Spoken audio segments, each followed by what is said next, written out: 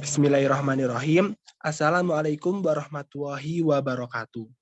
Yang terhormat Bapak Abdul Malik, SPD MPD, selaku dosen mata kuliah pengantar ilmu pendidikan, beserta teman-teman semua yang berbahagia. Sebelumnya, next slide. Perkenalkan, kami dari kelompok 3 yang beranggotakan Aulia Vina Nindira, yang kedua Meira Dion Soraya, yang ketiga Rizky Enggi Prasetya, yang keempat Indriani, yang kelima Nabila Lintang Kurnia, yang keenam Fadia Zukala. Saya Rizky Enggi Prasetya selaku moderator akan membimbing acara diskusi pada pagi hari ini. Pada pertemuan kali ini, kami akan membahas dan mempresentasikan hasil diskusi kami yang berjudul Landasan-Landasan dan Asas Pendidikan. Selanjutnya akan disampaikan oleh teman-teman saya.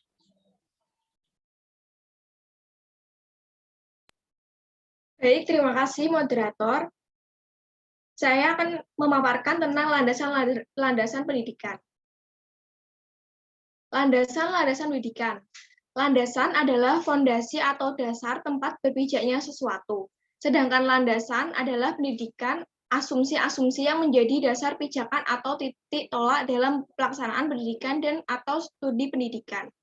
Next. Landasan-landasan itu sendiri dibagi menjadi 5, yaitu landasan fisiologi, landasan psikologis, landasan kultural, landasan sosiologis, dan landasan iptek. Yang pertama ada landasan filosofis. Pendekatan filosofis dalam konteks pendidikan dapat dimaknai sebagai pendekatan untuk mengidentifikasi dan memecahkan masalah yang ada di dunia pendidikan menggunakan prinsip filsafat. Masalah yang ada di dunia pendidikan menggunakan prinsip filsafat merupakan pendidikan yang diaplikasikan untuk mengidentifikasi dan memecahkan masalah pendidikan itu sendiri. Filsafat mencoba untuk menjawab 3 pertanyaan mengenai pendidikan secara umum, yaitu 1. Apakah pendidikan itu? Yang kedua, mengenai pendidikan secara umum. Yang ketiga, dengan cara-cara bagaimana cita-cita pendidikan dapat dicapai. Jadi dapat dipahami bahwa filsafat dapat dalam pendidikan berperan untuk menjadi salah satu sarana untuk memecahkan berbagai masalah serta inovasi di bidang pendidikan. Selanjutnya akan dilanjutkan oleh rekan saya. Baik, selanjutnya mengenai landasan psikologis. Psikologis merupakan salah satu landasan yang penting dalam pendidikan. Memahami peserta didik dari aspek psikologis merupakan salah satu faktor keberhasilan pendidikan. Oleh karena itu, hasil kajian dalam penemuan psikologis sangat diperlukan penerapannya dalam bidang pendidikan, umpamanya pengetahuan tentang urutan perkembangan anak. Setiap individu memiliki bakat, minat, kemampuan, kekuatan, serta tempo dan irama perkembangan yang berbeda dengan yang lainnya. Sebagai implikasinya, pendidikan tidak mungkin memerlukan sama kepada peserta didik. Penyusunan kurikulum harus berhati-hati dalam menentukan jenjang pengalaman belajar yang akan dijadikan garis-garis besar program pengajaran serta tingkat keterincian bahan belajar yang digariskan. Next. Selanjutnya yaitu landasan kultural. Dalam landasan kultural ini, peristiwa pendidikan adalah bagian dari peristiwa budaya. Kebudayaan dapat dilestarikan dan dikembangkan dengan jalan mewariskannya dari satu generasi ke generasi berikutnya melalui pendidikan, baik pendidikan informal, non-formal, maupun formal. Nilai budaya yang kemudian dijadikan sebagai landasan atau dasar kultural pendidikan mengandung pengertian bahwa pendidikan itu selalu mengacu dan dipengaruhi oleh perkembangan budaya manusia sepanjang hidupnya. Next. Selanjutnya yaitu landasan psikologis. Landasan sosiologis. Pada landasan sosiologis ini adalah acuan dalam penerapan pendidikan yang berasal dari proses interaksi antara dua individu atau lebih, bahkan bisa dua generasi berbeda yang memungkinkan untuk generasi muda mengembangkan diri, sehingga melahirkan banyak cabang dari sosiologi, yang salah satunya adalah sosiologi pendidikan. Materi selanjutnya akan disampaikan oleh rekan saya. Terima kasih. Baik, terima kasih. Selanjutnya adalah tentang landasan IPTEK. Nah, sebagaimana yang kita ketahui bahwa IPTEK ini merupakan landasan pendidikan yang merupakan salah satu usaha dari manusia untuk mencapai keoptimalan dalam proses pembelajaran. Karena seperti yang kita ketahui bahwa dengan adanya IPTEK, maka jarak dan waktu dapat tentaskan. Dan menurut Sukma Dinata pada 2011, ia juga menyatakan bahwa pendidikan mendapat pengaruh yang cukup besar dari ilmu pengetahuan dan teknologi, yang mana pendidikan ini sangat erat hubungannya dengan kehidupan sosial, sebab pendidikan merupakan salah satu aspek sosial. Pendidikan tidak terbatas pada pendidikan formal saja, melainkan juga pendidikan non-formal. Nah, sebab pendidikan meliputi segala usaha sendiri atau usaha dari pihak luar. Untuk meningkatkan hal tersebut, maka diperlukan yang namanya ilmu pengetahuan dan juga teknologi. Oke, next. Soalnya ada landasan yuridis, yang mana kita ketahui juga bahwa landasan yuridis ini bukan semata-mata landasan bagi penyelenggaraan pendidikan, namun juga sekaligus dijadikan alat untuk mengatur sehingga jika terjadi penyimpangan dalam penyelenggaraan pendidikan, maka dengan landasan ini bisa diberikan sanksi maupun tindak pidana, hukuman maupun sebagainya. Nah, hakikatnya pendidikan ini merupakan perwujudan dari kehendak Undang-Undang Dasar 1945, yang utamanya pasal 31 tentang pendidikan dan kebudayaan, yang sebagai berikut. Yang pertama itu adalah setiap warga negara berhak mendapatkan pendidikan. Yang kedua adalah setiap warga negara wajib mengikuti pendidikan dasar pemerintah, dan pemerintah itu wajib membiayainya. Dan yang ketiga, pemerintah mengusahakan dan menyelenggarakan satu sistem pendidikan nasional yang meningkatkan keimanan dan ketakwaan serta akhlak bagi setiap pengajarnya, seperti itu. Dan yang keempat, ada negara memprioritaskan anggaran pendidikan sekurang-kurangnya 20% dari anggaran pendapatan lain. Dan yang terakhir, ada pemerintah memajukan ilmu pengetahuan dan teknologi dengan menjunjung tinggi nilai-nilai agama dan persatuan bangsa untuk kemajuan peradaban serta kesejahteraan umat manusia. Oke, next. Nah, soalnya ada asas-asas pendidikan. Oke, kita lanjut. Asas-asas pendidikan ini terbagi menjadi ke dalam beberapa bagian. Yang pertama ada asas Tutwuri Handayani, yang kedua asas kemandirian dalam belajar, yang ketiga asas semesta, menyeluruh, dan terpadu. Yang keempat ada asas pendidikan seumur hidup, kelima asas tanggung jawab bersama, keenam asas manfaat, adil dan merata, dan yang terakhir ada asas terkambang jadi guru. Yang penjelasannya akan dilanjutkan oleh rekan saya. Terima kasih. Oke, yang pertama adalah asas Tutwuri Handayani. Jadi, asas Tutwuri Handayani ini merupakan asas pendidikan yang dipakai hingga saat ini, bersumber dari asas pendidikan taman siswa. Asas Tutwuri Handayani bermakna bahwa setiap orang berhak mengatur dirinya sendiri dengan pedoman kepada tata tertib kehidupan yang umum. Dalam penyelenggaraan pendidikan dengan asas tersebut berarti bahwa kepada peserta didik diberi kesempatan untuk mandiri. Artinya, dalam kegiatan pendidikan, pendidik bukanlah segalanya, akan tetapi kepada peserta didik diberi kesempatan untuk mencari, mempelajari, serta memecahkan masalah sendiri tanpa harus dicampuri, diperintah, dan bahkan dipaksa. Dengan cara demikian, maka kegiatan belajar tidak berpusat pada guru, tetapi berpusat pada peserta didik sendiri. Dapat dikatakan bahwa asas Tutwuri Handayani merupakan cikal bakal dari pendekatan atau cara belajar siswa yang aktif. Kini, ketiga semboyan tersebut telah menjadi satu kesatuan asas, yaitu Ingarso Sungtulodo, jika di depan memberi contoh, Ingmadyo Mangunkarso, jika di tengah-tengah memberi dukungan dan semangat, Tutwuri Handayani, jika di belakang memberi dorongan. Next. Kemudian, asas kemandirian dalam belajar. Dalam kegiatan belajar mengajar, sebisa mungkin dikembangkan kemandirian dalam belajar dengan menghindari campur tangan pendidik, namun pendidik juga harus selalu siap untuk membantu apabila diperlukan.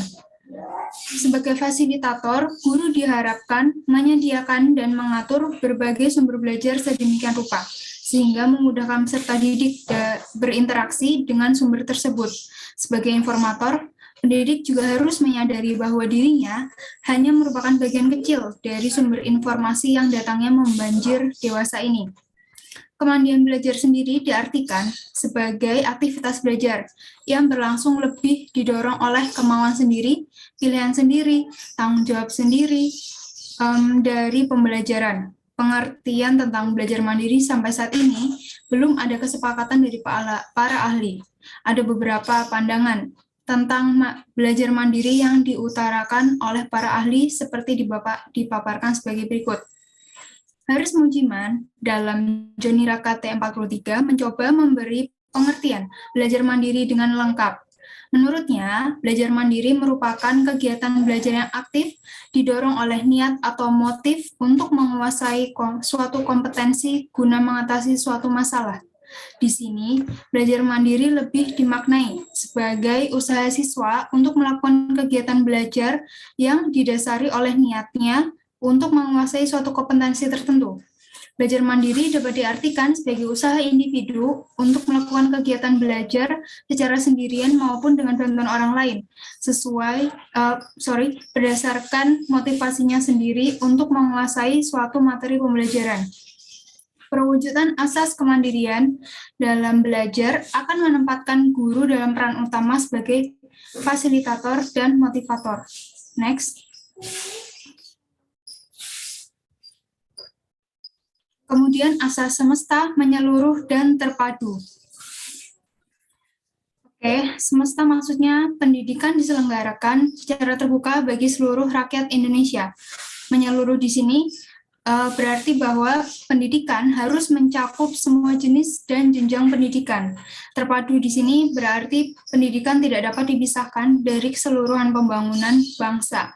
Dengan kata lain, asas ini berarti bahwa pendidikan nasional terbuka bagi setiap manusia Indonesia, mencakup semua jenjang dan jenis pendidikan, dan merupakan satu kesatuan usaha yang sadar yang tidak dapat dipisahkan dari keseluruhan usaha pembangunan bangsa. Next. Kemudian ada asas pendidikan seumur hidup. Asas pendidikan seumur hidup atau asas belajar sepanjang hayat atau lifelong learning merupakan sudut pandang dari sisi lain tentang pendidikan seumur hidup. Kurikulum yang dapat merancang dan diimplementasikan dengan memerhatikan dua dimensi, yakni dimensi vertikal dan horizontal. Dimensi vertikal dari kurikulum sekolah meliputi keterkaitan dan kesinambungan antar tingkatan persekolahan dan keterkaitan dengan dengan kehidupan peserta didik di masa depan. Kemudian dimensi horizontal dari kurikulum sekolah, yakni keterkaitan antara pengalaman belajar di sekolah dengan pengalaman di luar sekolah. Pada dasarnya, manusia adalah makhluk menjadi, yakni makhluk yang tidak pernah sempurna. Dia selalu berkembang mengikuti perkembangan yang terjadi di lingkungannya. Apa yang dipelajari hari ini belum tentu sesuai dengan tantangan atau perubahan pada beberapa tahun berikutnya. Implikasi dari konsep demikian adalah bahwa manusia harus selalu belajar sepanjang hayat, sehingga ia dapat mempelajari dan menyesuaikan diri sesuai dengan perubahan yang berlangsung. Dewasa ini, akibat adanya kemajuan ilmu dan teknologi yang pesat, maka terjadilah perubahan yang pesat dalam berbagai aspek kehidupan. Akibatnya, apa yang dipelajari oleh seseorang pada beberapa tahun yang lalu dapat tidak menjadi relevan atau bermanfaat. Pendidikan sepanjang hayat atau pendidikan seumur hidup dalam proses belajar mengajar di sekolah seyogyanya mengemban sekurang-kurangnya dua hal pokok. Yang pertama, membelajarkan peserta didik dengan efisien dan efektif, dan yang kedua, meningkatkan kemauan dan kemampuan belajar sebagai basis dari belajar sepanjang hayat. Materi selanjutnya akan disampaikan oleh rekan saya.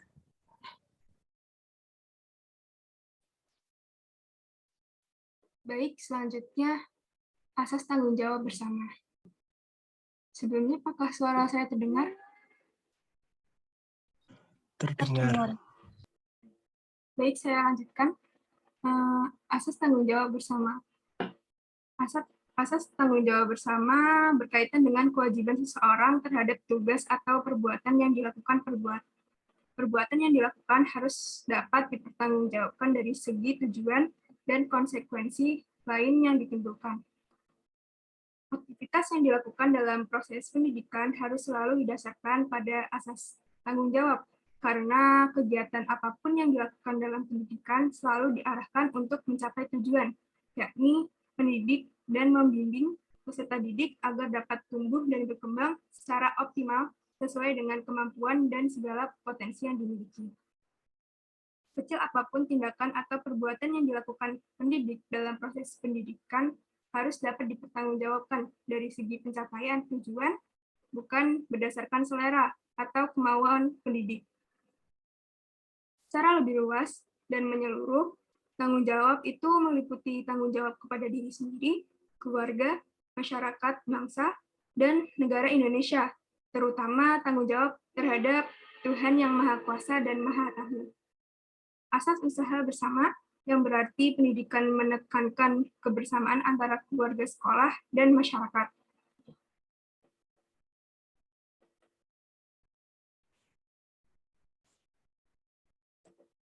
Selanjutnya yaitu asas manfaat, adil, dan merata. Asas manfaat yang berarti pendidikan harus mengingat kemanfaatannya bagi masa depan peserta didik, bagi masyarakat, bangsa, negara, dan agama. Sementara itu, asas adil dan merata maksudnya adalah bahwa penyelenggaraan pendidikan harus dapat dinikmati oleh seluruh lapisan masyarakat sesuai dengan kemampuan dan kebutuhannya. Asas manfaat, adil, dan merata yang meliputi asas non-diskriminatif yang memandang manusia Indonesia seutuhnya tanpa diskriminasi. Pendidikan yang diselenggarakan harus berguna bagi peningkatan hidup manusia dan masyarakat. Lalu selanjutnya, alam terkembang jadi guru. Salah satu asas pendidikan yang diterapkan dalam proses pendidikan di Indonesia adalah asas alam terkembang jadi guru. Asas ini diambil dari falsafah pendidikan yang digunakan di Minangkabau, yang jika di Indonesia kan menjadi alam terkembang menjadi guru. Sebagaimana diketahui bahwa bahasa Minang merupakan bahasa sehari-hari yang digunakan oleh suku Minangkabau, yang mendiami salah satu provinsi di Indonesia, yaitu Sumatera Barat. Pengertian dari alam sakambang jadi guru dapat dilihat dari istilah yang digunakan, yaitu alam berarti tempat kita hidup, sesuatu yang berada di sekitar tempat lahir dan berkembang yang dijadikan oleh Tuhan yang Maha Kuasa. Lalu terkambang memiliki makna bahwa alam yang diciptakan Tuhan itu bukanlah alam yang sempit, namun memiliki keluasan cakupan, tempat terjadinya aneka peristiwa dan dinamika kehidupan di dalamnya. Adapun jadi guru dapat diartikan bahwa alam tersebut dapat dijadikan sebagai sumber belajar, tempat terjadinya proses pendidikan yang maha luas, dan hikmah yang dapat diambil pelajaran sebagai pedoman hidup manusia dalam mengalami kehidupannya. Hal ini berarti bahwa alam sekitar yang dijadikan sumber belajar bermakna jauh lebih luas dan lebih bervariasi jika dibandingkan dengan guru di sekolah sebagai sumber belajar. Belajar dengan alam terkambang akan selalu serasi dan selaras dengan perkembangan, karena belajar dengan alam terkambang tidak akan dijumpai apa yang disebut dengan keterikatan, keterbelakangan, keterbatasan, kadaluarsa, dan lain sebagainya. Alam terkambang dijadikan guru tidak jadi soal jauh atau dekat karena dengan bantuan teknologi, banyak hal yang sangat mudah.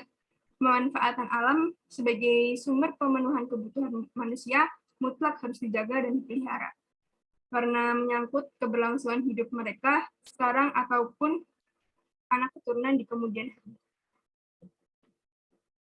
Selanjutnya, implementasi landasan dan asas-asas pendidikan. Ada yang pertama yaitu memberikan kebebasan peserta didik untuk berpendapat. Lalu ada melatih kemandirian peserta didik dengan tidak boleh menyontek saat ujian berlangsung. Lalu ada memberikan kesempatan peserta didik untuk dapat lebih percaya diri dengan kemampuannya. Lalu ada menghargai setiap usaha yang dilakukan peserta didik. Lanjutannya, pendidik sebagai contoh baik untuk dapat ditiru oleh peserta didik. Lalu pendidikan sebagai sumber atau pusat informasi ketika peserta didik membutuhkan penguat informasi ataupun informasi baru. Dan yang terakhir yaitu tidak menjatuhkan mental peserta didik dengan ucapan yang tidak baik.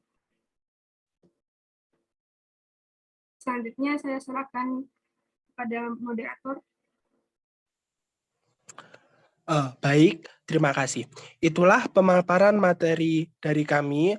Jika ada kata-kata yang kurang berkenan, kami mohon maaf sebesar-besarnya. Wabillahi taufiq wal hidayah. Wassalamualaikum warahmatullahi wabarakatuh.